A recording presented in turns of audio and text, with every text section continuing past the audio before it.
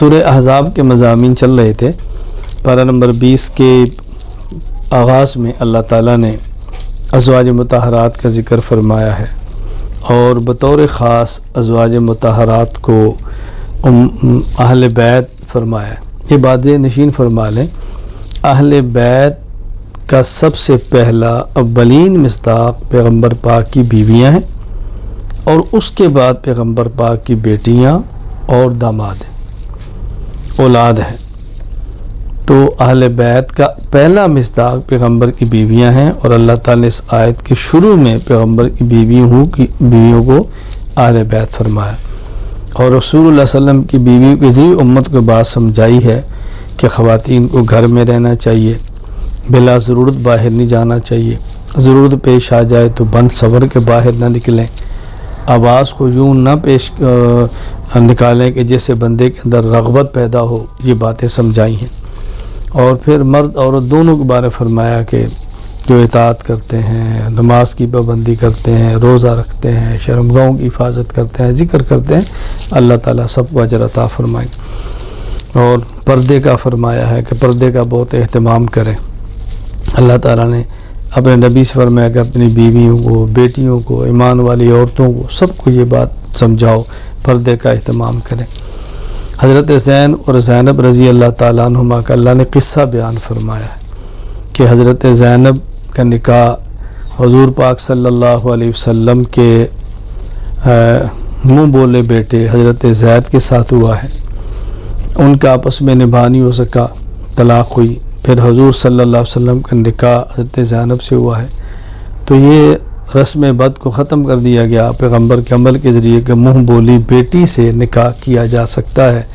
منہ بولے بیٹے کی بیوی یعنی بہو، منہ بولا بیٹا، اس سے بھی نکاح ہو سکتا ہے۔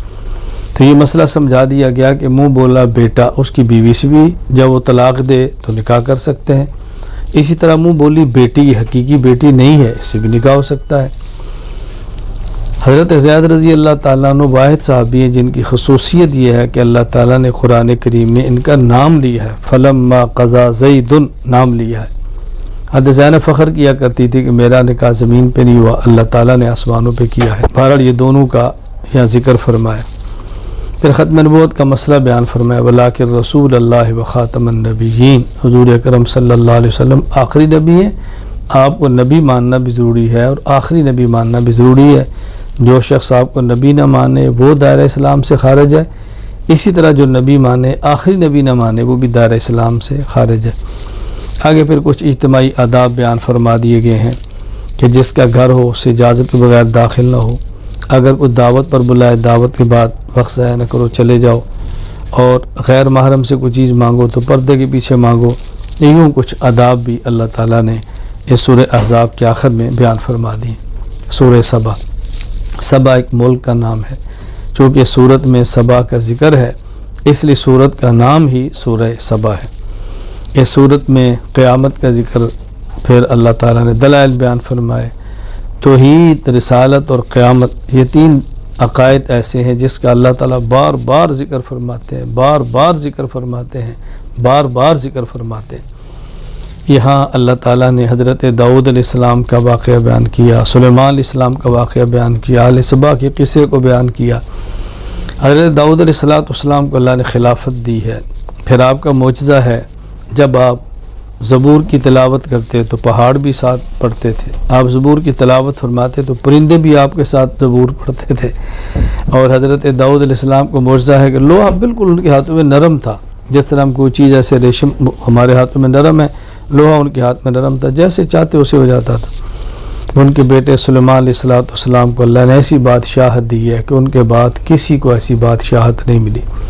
پھر حضرت سلیمان علیہ السلام پرندوں کی بولیاں جانتے تھے، حضرت سلیمان علیہ السلام چیونٹی کی بولیاں جانتے ہیں۔ جنات پہ اللہ نے حکومت دی ہے۔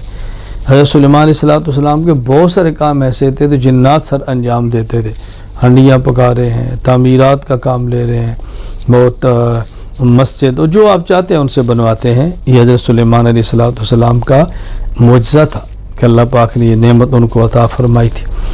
پھر اللہ تعالیٰ نے اس میں حضرت سلیمان علیہ السلام کی موت کا ذکر کیا ہے، فلما قضینا علیہ الموت ما دلہم علی موت الا دابۃ الارض تأکل من ساعتہ۔ حضرت سلیمان علیہ السلام ایک لکڑی کے سہارے کے اوپر کھڑے ہیں اور جنات یہ سمجھ رہے ہیں کہ آپ اس دنیا میں اور کام چل رہے ہیں۔ ادھر جب اللہ نے موت کا فیصلہ فرمایا تو جس لاٹھی کا سہارا لے کر کھڑے تھے اس کے اندر اللہ پاک نے سیوک لگا دی، ایک کیڑا ہے، وہ اس کو کھاتا رہا۔ جب کھایا تو وہ لاٹھی گری، سلیمان علیہ السلام گر پڑے۔ پتہ چلا بھی سلیمان علیہ السلام تو دنیا سے رخصت ہو چکے ہیں، تو یہاں ان کا موت کا ذکر بھی کیا ہے۔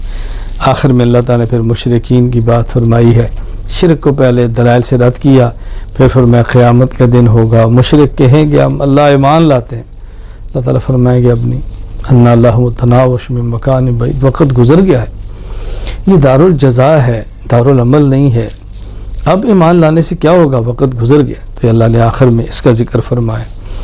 سورۃ الفاطر، الحمدللہ الذی فاطر السماوات والارض، فاطر کا معنی پیدا کرنے والا، چونکہ الفاطر کا ذکر ہے اس لیے سورت کا نام بھی سورۃ الفاطر ہے۔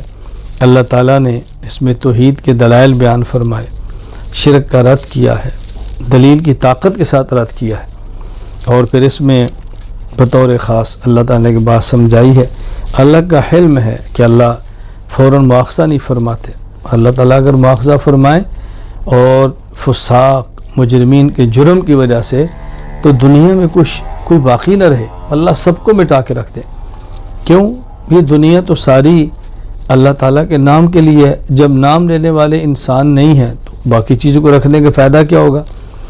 نعمتیں اللہ نے پیدا فرمائی، آسمان و زمین، شمس و قمر، ہوا، سب انسان کے لیے، انسان پیدا فرمائے اپنی عبادت کے لیے۔ جب یہ عبادت نہیں کرے گا تو پھر چرند پرند سب چیزیں رکھنے کی ضرورت ہی نہیں ہے۔ تو اللہ کا حلم ہے کہ اللہ تعالیٰ تمہیں مہلت دیتے ہیں اور ایک وقت تک، اور اللہ تعالیٰ جب چاہے ختم فرمائے۔ پھر یہاں پارہ نمبر 22 کے آخر میں سورہ یاسین ہے، کچھ حصہ اس کا پارہ نمبر 22 میں مختصر سا، اور زیادہ پھر آگے پارہ نمبر 23 کے اندر آ رہا ہے۔